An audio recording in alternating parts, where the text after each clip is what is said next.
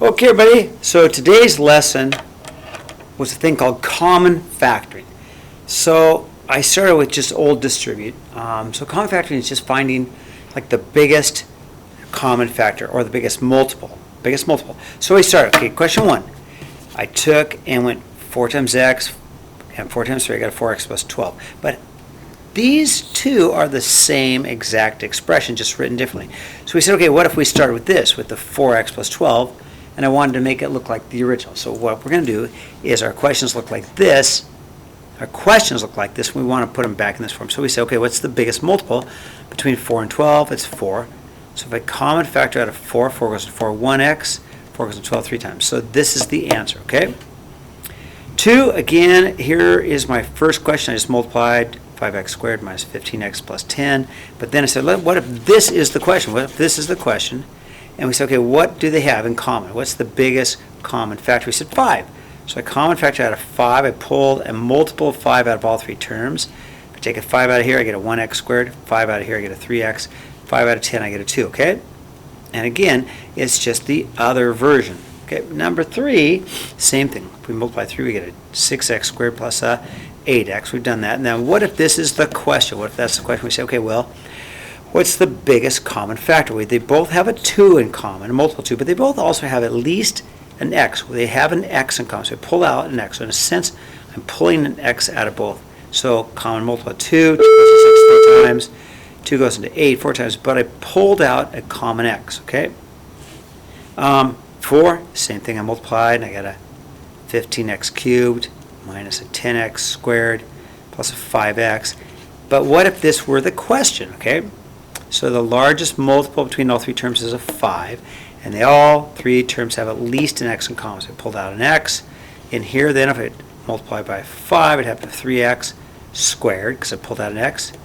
5 goes in 10 2 times. I pulled out an x, so I'd have an x. 5 goes in 5 one time, and I pulled out an x, okay? And you can always check your answers by multiplying through to see if you get the original question, okay? So then we say, okay, let's just factor, okay? Without getting the first part, let's just factor. So what do they have in common? Well, the biggest multiple is 3. If I common factor out of 3, I'd have a 1x, because 3 goes in 3 one times, minus 4. I can check it if I want to. Okay, this one, what's the biggest common multiple? It's 6. Okay, so 6 goes into 6 one time, so I have 1x squared. 6 goes to 12 2 times, 2x. 6 goes into 18 3 times, okay? Again, you can check your work to see if you got it right, okay? Highlight my answer. Here we go. Okay, there's my correct answer.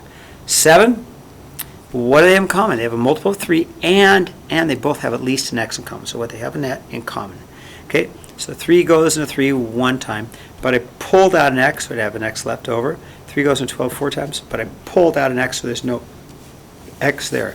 And again, you can remultiply to see if you get it right. Okay, 8. Okay, what do they have in common? They have a multiple of 5 in common, and they all 3 have at least an x in common. So multiple of 5, 5 goes into 5 one time.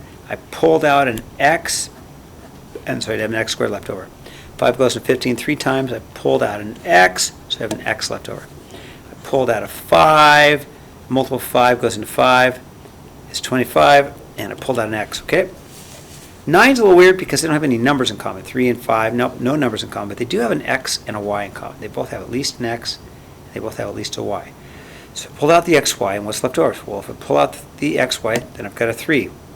If I pull out an xy out of this one, what's left over is the 5 and an x and a y, because I pulled out an xy, okay? And finally, number 10, they have a 4 in common. Yes, multiple of 4, and they both have an x squared in common. They both have a single y in common. So I pulled out the 4. Multiple of 4 goes in 3 times. I pulled out an x squared and a y. So what's left over? Just a y squared. Out of both. I pulled out an x squared and a y. So 4 goes to 4 1.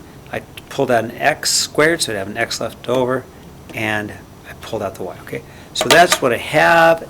That's called common factoring. We'll keep practicing that. We had a worksheet that went along with it. So any questions, come see me.